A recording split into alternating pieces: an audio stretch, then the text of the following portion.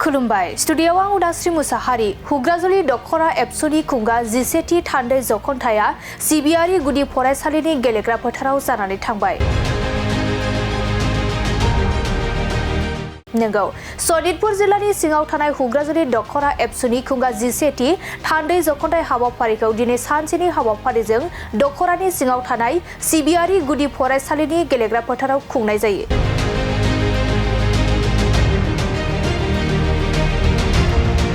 बे हुग्राजुलि दखरा एबसुनि खुंगा 17थि थान्दै जखनथाय हाबाफारिखौ दखरा एबसुनि बुंथिगिरि शरद बसुमतारीनि मासि लानानै दैदेननायाव सनितपुर जिल्ला एबसुनि आफादगिरि एनस मोसाहारि बिथाङा बेखेवनानै होयो आरो गाहाय आलासि महरै बाहागो लायो दिनेश ब्रह्म बिथाङा। लोगोसे थि बुंथिगिरि महरै बाहागो लायो दुलाराय बर' फरायसा आफादनि बुंथिगिरि अबिद नार्जारी बिथाङा। बे हाबाफारियाव जिल्ला एबसुनि आरो दखरानि बिबानगिरिफोरजों लोगोसे ओनसोलनि गुबुन गुबुन आफादफोरनि बिबानगिरिफोरजों लोगोसे दखरानि सिङाव थानाय गं 118 गामिनि रायजो राजाफोरा बे हाबाफारियाव बाहागो लायो आरो बे थान्दै जखनथाय हाबाफारिनि गेजेरजों ओनसोलनि आथिखालनि थासारिफोरनि सोमोन्दै गुवारै सावरायलायनाय जायो।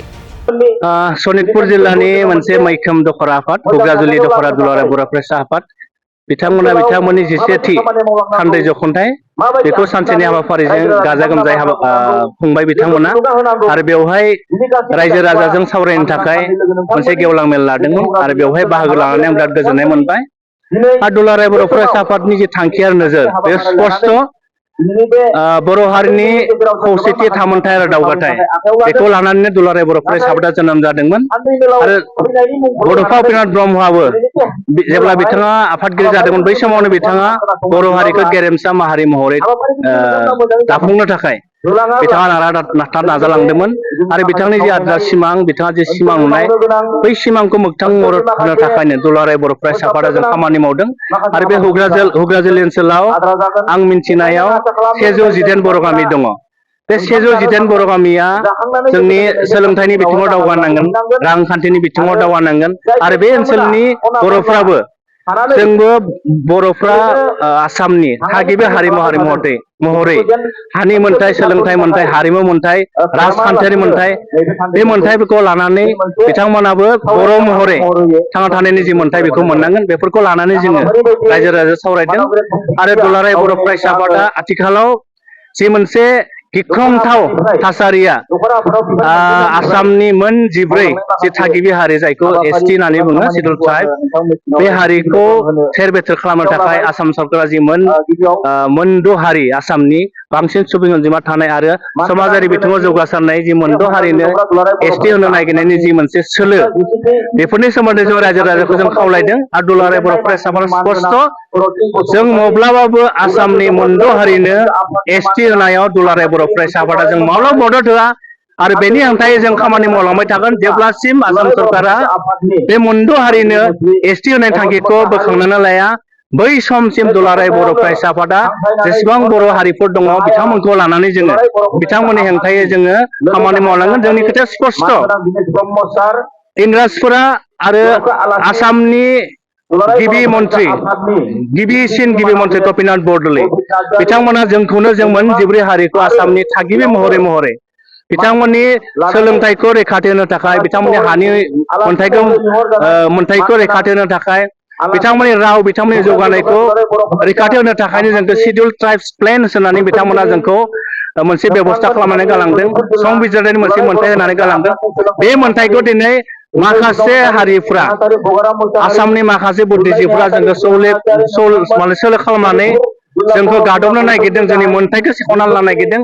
बे बेलायाव दुलाराय बर' फरायसाबो स्पष्ट मब्लाबो जोङो मोनद' हारिनो एसटि होनायाव जोंहा बेवहाय बिथांमोननि हेंथायै जों खामानि मावलांगोन बे स्पष्ट बेफोर बाथ्राखौनो जों दिनै रायजो राजानो जोङो फोरमायदों आरो रायजो राजाखौ जोङो दुलाराय बर' फरायसा आफादा जि मोनसे थांखि लानानै खामानि मावदों बेवहाय मदद होनो जों खावलायदों। जों मिथिगौ मोनसे हारिया जुदि जौगानांगौब्ला सोलोंथाइनि बिथिङाव जों जौगानांगोन, ओंखायनो जों रायजो राजा बिथांमोनखौबो सोलोंथाइनि बिथिङाव गावनि गथ' गथायखौ जोथोन लानो थाखाय जोङो खावलायदों आरो समाजारि बिथिङाव जायफोर जोंनि गेना गोरोन्थि दङ बेफोरखौबो जों फोसाबनानै समाजनि जि बेबस्था बेखौबो मोजाङै सामलायलांनो थाखाय जों रायजो राजाजों सावरायदों आरो बेखिनि बाथ्राखौनो जों रायजो राजानो फोरमायनाय जादों।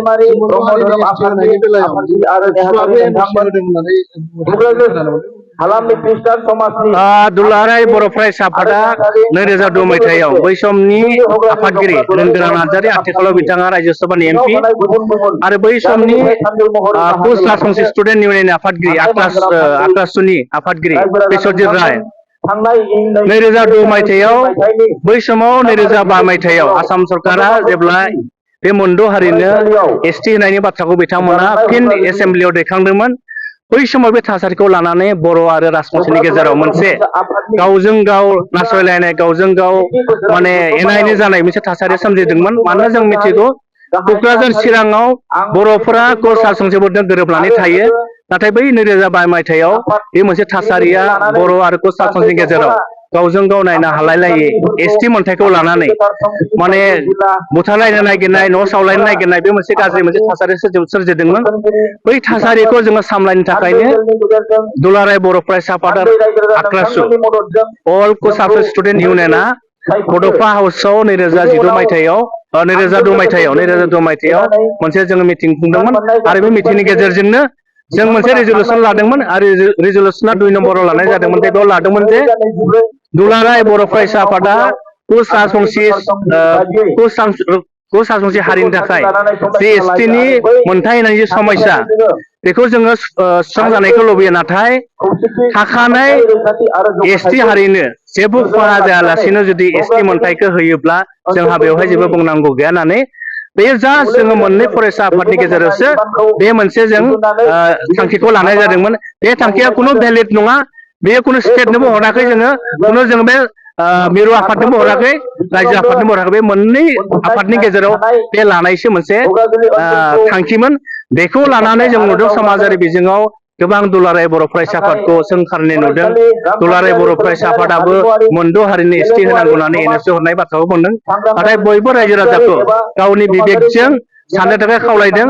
मानोना बेयो मोननै फरायसा आफादनि गेजेरावसो मोननै हारिनि गेजेराव दाङाबाजि जानो नागिरनाय जि थासारि बेखौ जोङो गैया खालामनो थाखायसो जों बे थांखिखौ लानाय जादोंमोन। क'क्राझार दख'रा दुलाराय बर' फरायसा आफादनि सेथि बोसोरारि थान्दै जख'न्थाइ बेखौ जोङो दिनैहाय दख'रानि सिङाव थानाय सिबियारि गुदि फरायसालिनि सुदेमपुरि गामियाव खुंफुंनाय जाबाय। दा बे थान्दै जख'न्थायाव जोङो माखासे जोंनि ओनसोलनि क'क्राझार दख'रा सिङाव थानाय गोबां जेंना जेंगोना जेरै समाजारि थासारि आरो हा हुनि जेंना लोगोसे बिदिनो बायदि मैया रांखान्थियारि जेंना सोलोंथाइनि माखासे समस्या बेफोरखौ लानानै जोङो दिनैहाय जोंनि दख'रानि सिङाव थानाय मोनफ्रोम गामि जेरैहाय जोंनि दख'रानि सिङाव गासै 118टा गामि दङ। बे 118टा गामिनि रायजो राजाफोरखौ लानानै जों मोनसे बेहाय बोसोरारि थान्दै जख'न्थाइ बेहाय बे ओनसोलनि गासै समस्याखौ लानानै जे जोङो माबोरैहाय समस्याफोरखौ सुस्रांनो हागोन बेखौ लानानै जों बेहाय गोथौयै सावरायलायदों। माखासे थांखि दैखांनाय जादों। बेहाय जोङो फरायसाफ्रानो जोंनि इयुन, जोंनि हारिनि इयुन, ओनसोलनि इयुन। दा बे फरायसाफोरखौ जोंहा माबोरैहाय गोरों गोरा खालामनो हागोन, समाज बिथिङाव बिथांमोनखौ बोरैहाय सांग्रांथि लाबोनो हागोन, गावनि आथिङाव गाव गसंनो हानाय फरायसाफोरखौ जों माबोरै खालामनो हागोन बिनि माखासे मावनांगौ हाबाफारिखौ जों बेहाय ओनसोलनि मेलेमजिबि बिथांमोनखौ लाफानानै आरो लोगोसे रायजोफोरखौ जों लाफानानै माखासे थांखि दैखांनाय जादों। दा बे थांखिखौ जोङो फैबाय थानाय समाव जेसेबां हायो मावफुंनो बेखौ नाजागोन। दा बे हाबाफारियावनो जोङो जितु दिनैनि थान्दै जख'न्थाइ बेहाय जोङो सनितपुर जिल्ला दुलाराय बर' फरायसा आफादनि मानगोनां आफादगिरि एनस मोसाहारि बिथांखौ बेयाव लेंहरनानै जों बेखेवनाय जादों। बिथाङा बेहाय गोबां जोंनि हालामनि बा जिल्लानिनो थासारि आरो माखासे बर' माहारिनो दानि जिथु सिटुवेसन सोलिगासिनो दं जेरैहाय एसटिनि होनाय होयैखौ लानानै बेहाय माने रायजोनो फुरायै स्पष्टयै फोरमायलांदों। दा रायजोफ्रा बेखौ खोब मोजाङै बुजिदों, आं बेखौ साननानै लादों।